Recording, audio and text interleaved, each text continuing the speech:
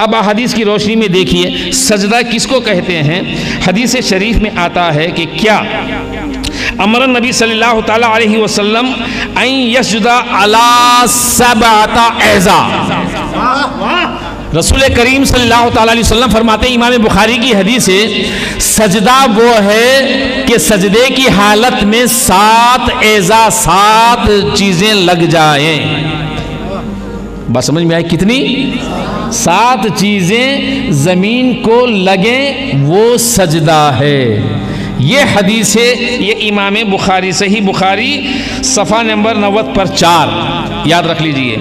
اور اس کے بعد دوسری حدیث، انہ سمع رسول اللہ صلی اللہ تعالی علیہ وسلم یقول اذا سجد العبد سجد معه 7 اعراب وجهه وكفاه وركبتاه وقدماه۔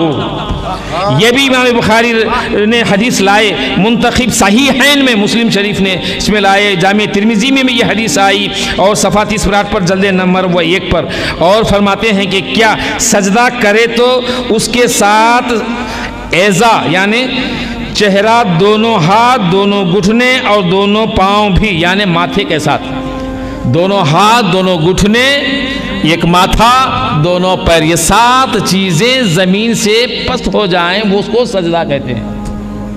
بات سمجھ میں آئی نا؟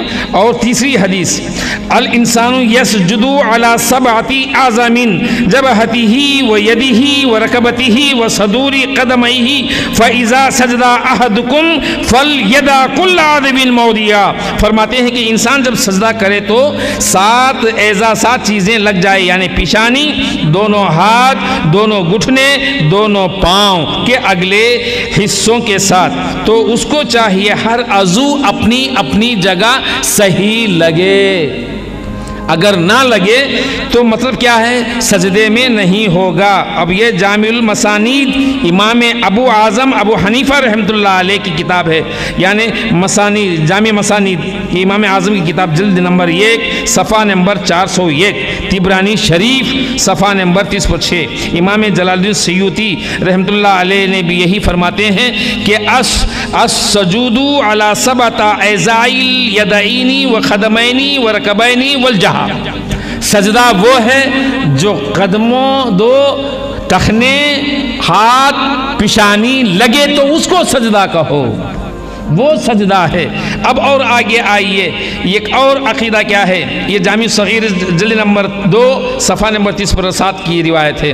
عارف باللہ شیخ محمد امین الکروی اربلی رحمۃ اللہ علیہ فرماتے ہیں، السجود علی الاعضاء 7 التي هي الجبهة والركبتان وباطن الكفين واطراف بطون اصابع القدمين وان يكون السجود على الاعضاء 7 في الآن واحدة۔ سجدہ 7 چیزوں کے لگنے کے، یعنی پیشانی، دونوں گھٹنے، دونوں ہاتھ، دونوں پاؤں کی ہونا چاہیے، یعنی انگلیاں۔ یہ تنویر القلوب فی معالیۃ علام الغیوب صفحہ نمبر 130 پر 4 پر۔ بات سمجھ میں آگی نا؟ اب غیر مقلدین کے مستند اہل حدیث کے، ان کے امام، اور وہ بھی کیا کہتے ہیں اصطلاح شریعت محمدیہ میں، پیشانی، ناک کو زمین پر لگانا، اس طرح کے دونوں ہاتھ، دونوں گھٹنے، دونوں پاؤں، انگلیاں بھی زمین پر لگی ہوں، رانے پیٹ سے الگ ہوں اور پاؤں کی پہلوئیں سے الگ ہوں۔ اس اصطلاح کو اب حقیقت شریعہ میں سجدہ کہا جاتا ہے۔ ان کی کتاب الجمال الاکمال، یہ اہل حدیث کی کتاب ہے، وہ بھی سجدے کی حقیقت کو بتا ڈالے۔ بات سمجھ میں آ گئی نا؟ میں اس لیے کہتا ہوں کہ سجدہ کہتے ہیں نا قدم بوسی کو، تو سجدہ اس کو کہتے ہیں۔ ایک اور بات میں آپ لوگوں کو بتاؤں، کیونکہ ہاتھ پاؤں کے چومنے کو سجدے میں جو لوگ شمار کرتے ہیں، امام جلال الدین سیوطی علیہ رحمہ فرماتے ہیں یہ اپنے قول میں جھوٹا اور مکار ہے۔ کیا ہے؟ جھوٹا اور مکار ہے۔ اور سجدے میں نیت کا بھی دخل ہے۔ سجدے میں کیا ہے؟ نیت کا بھی دخل ہے۔ اگر نیت ہے سجدے کی خدا کے آگے تو وہ سجدہ ہے۔ کسی کے آگے یہ نیت کر لے کہ خدا کے آگے عبادت کے لیے سجدہ، وہ حرام ہے، کیونکہ بندہ خدا نہیں ہوتا۔ نیت بھی دخل ہے، بعض فرماتے ہیں قبلہ بھی دخل ہے۔ اس کو سجدہ کہا جاتا ہے۔ اور آگے انما الاعمال بالنیات، یہ بخاری شریف کی حدیث سے نیت دخل ہے۔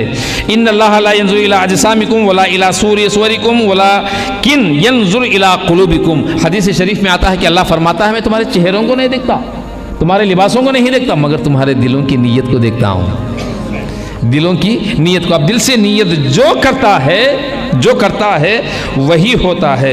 اب اس کے ساتھ اب غیر مخلد، اب انہی سے پوچھئے، ان لوگوں سے پوچھئے کہ ابراہیم صاحب میر سیال کوٹی، رسول اللہ صلی اللہ علیہ وسلم کا نور ان کے چہرے میں موتی کی طرح چمکتا تھا۔ کس کے چہرے میں؟ عبد المطلب کے چہرے میں۔ یہ کون کہہ رہا ہے؟ میر سیال کوٹی، ان کے عالم، موتی کی طرح چمکتا تھا، جو بھی دیکھتا تھا چوم لیتا تھا۔ یہ عقیدہ وہی بیان کر رہے ہیں چومنے کا، اور یہ چومنا جب ہم قدم ان کے چوم لیتے ہیں حرام۔ یہ عقیدہ کتابوں میں خود وہ لکھتے ہیں۔ نور چمکتا تھا کس میں؟ ہاں، کس کا نور؟ موتی کی طرح سرکار کا نور۔ تو مجھے بتاؤ، جب عبد المطلب میں سرکار کا نور چمکتا تھا، اور سرکار جس اہل بیت کو نور کہا ہے ان میں نور کتنا چمکا ہوگا؟ سید سادات کو اپنا نور کہا ہے، ان میں نور نہیں چمکا ہوگا۔ اگر وہ چومنا جائز ہے تو یہ چومنا کیوں جائز نہیں ہے؟ سمجھ عقل دیکھو، خود عقیدہ بیان کر رہے ہیں اور خود حرام کا فتویٰ دے رہے ہیں۔ یہ جہالت نہیں تو اور کیا ہے؟ بے سمجھی نہیں تو اور کیا ہے؟ بات سمجھ میں آئی؟